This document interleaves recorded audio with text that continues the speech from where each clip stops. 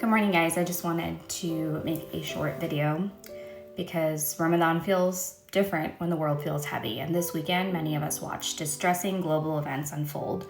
And even if it's happening far away, the nervous system doesn't process far. It processes threat, loss, uncertainty.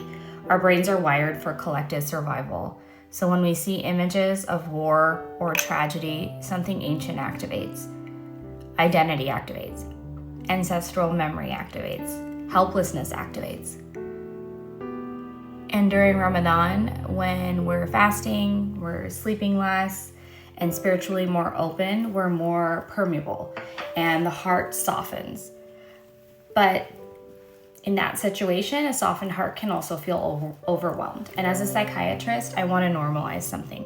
If you're distracted in prayer, you're more irritable, you're more tearful, or preoccupied with the news, this isn't weak faith.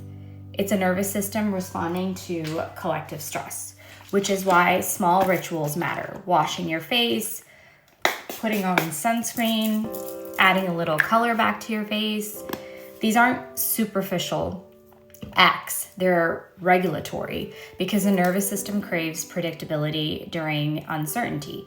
So small, repeatable rituals signal safety to the brain. They create continuity when the external world feels chaotic. So regulation isn't always dramatic. Sometimes it's actually about, sensory input, warm water, gentle touch, a familiar scent. These experiences, they calm the amygdala and anchor us in the present moment. Habits build microstability, and microstability protects us from emotional flooding.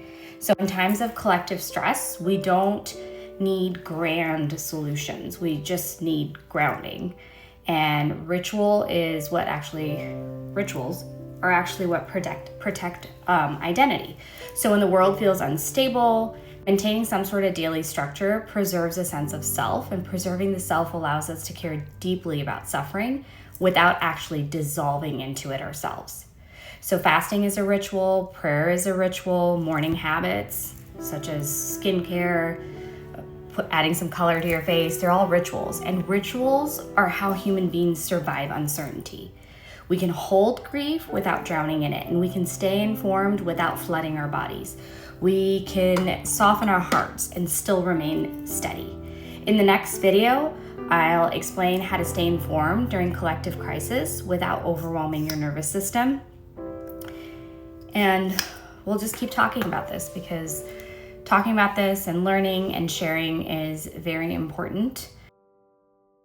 And it helps us keep going.